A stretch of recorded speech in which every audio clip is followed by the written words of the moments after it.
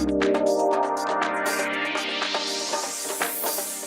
and gentlemen, dear Saida, many thanks for having me here, despite the inbuilt terror of having to pronounce my name at some stage.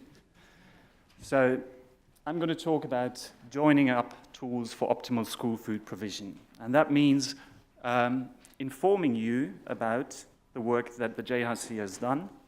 And the JRC is the Science and Knowledge Service of the European Commission. So we help the policy-making DGs with evidence analysis that we hand over as part of their work developing new policies. And the tools that we have developed, actually, it's not just my own work. You just see my name there, but it's a big group, or maybe not so big a group, but lovely colleagues that I've worked with to produce all these tools. And not only do I want to inform you about these tools, but I also invite you to actually use them. So joining up those tools, it's you who are supposed to be using them. I think we all agree, food matters, children matter, schools matter. Because it's really an important period of children's life. They spend in school, in a protected environment, as we've heard before, and also where they learn a lot about healthy eating. Ideally, in the future, they will continue to learn and apply what they've already learned in preschools and before, because I fully agree that we maybe even need to start earlier than just the schools. But in any case, if you just consider the size of the target audience that we're looking at, because nearly all children in the EU go to the schools. Therefore, we mean about 50 million 5 to 14-year-olds across Europe. Yeah? And then school normally lasts even a bit longer, but that's now a matter of the statistical data available. So 50 million school children aged 5 to 14. Then many school children eat at least one main meal in schools. If you then add another snack to it, or maybe even breakfast, you easily talk about more than 50% of their daily calories. So you really understand food matters. What you feed these children in schools is very important. So this is a quick overview of all the documents that the JRC has produced to help ensure healthy school food provision. And it all started out with the work done in 2013, 2014, when I joined the JRC, mapping the school food policies across Europe. And we then also went on from mapping the school food policies. We had an overall summary of the information, but also country fact sheets. So for each individual member state, you will have your own specific information, actual as of 2014. Then we also saw there were some knowledge gaps, so we wanted to understand how we can proceed from the mapping of the school food policies, and we carried out a high-level workshop with representatives from the Schools for Health in Europe network and also from WHO and the likes, and member state representatives and other important stakeholders. And then we moved on to also look at how can we promote fruit and vegetable intake and water intake in schools. And we developed a couple of toolkits, and I will talk about those a little more later on. And then we also looked at public procurement of food, focusing on the health aspect. And all these documents that you see listed there, they are also freely available from our website, and I will be happy to send you the link, so just come to me afterwards, and I'll give you the details. So from the school food policy mapping exercise, we found that actually all member states do have a policy in place for school food, some more developed than others, and about half of them were obligatory and the rest voluntary. And on this map, you see the countries with voluntary policies, actual 2014 in blue, and those with mandatory school food policies with mandatory standards marked in orange here.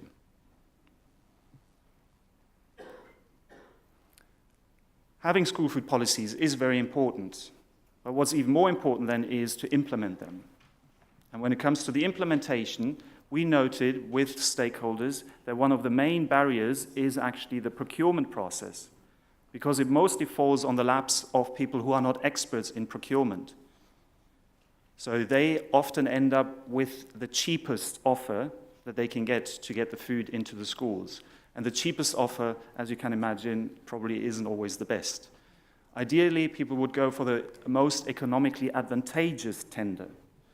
And to achieve that, you need to understand how to draft the contracts that you want those companies to sign, and to make sure that within those contracts, the health aspect is covered sufficiently.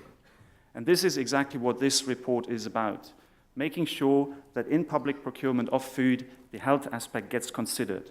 And we do this by using the school food policy standards, and we translate them into contract language so that you can use those phrases directly in the contract language and put them into the contracts as technical specifications or as award criteria for those who are familiar with procurement.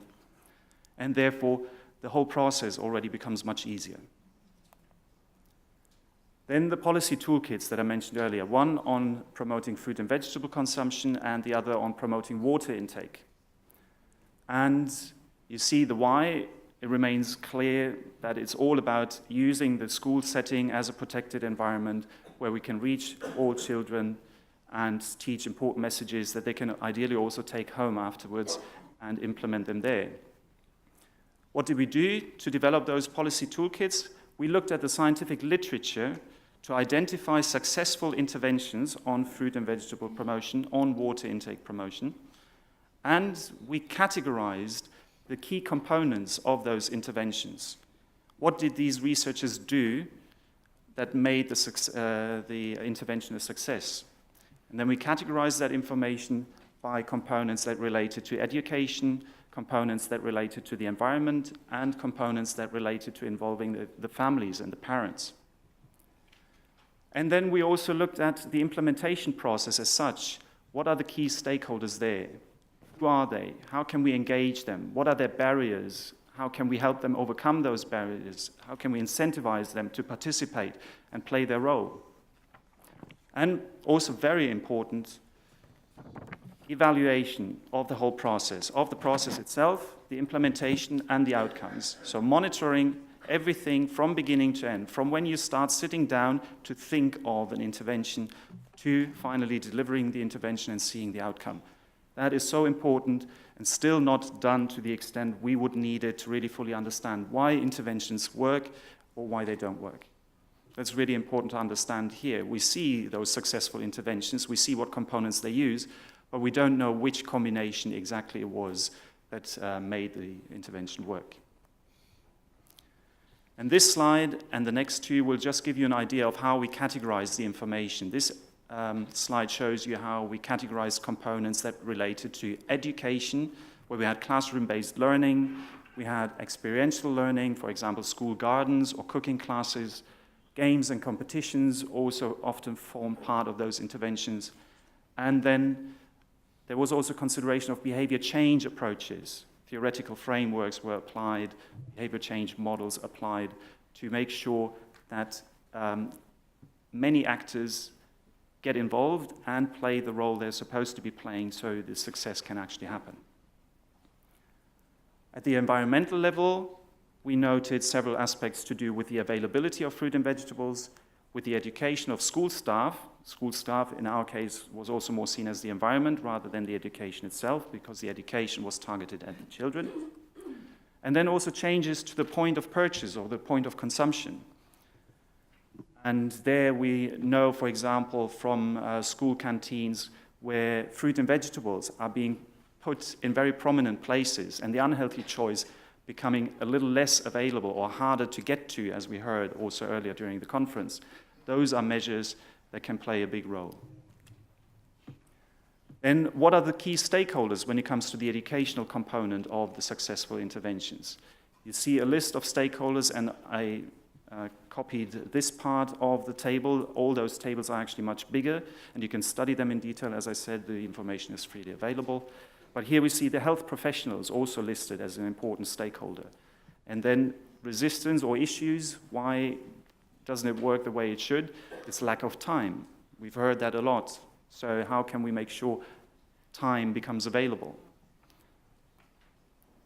So overall, you can say about these successful interventions that they work at multiple levels, they combine multiple components, they identify and engage the key stakeholders, they anticipate barriers and find ways or propose ways to overcome these barriers, and importantly, they monitor and evaluate, because otherwise we will not know what works, what doesn't work, why did it work, and what do we need to change for those that didn't work.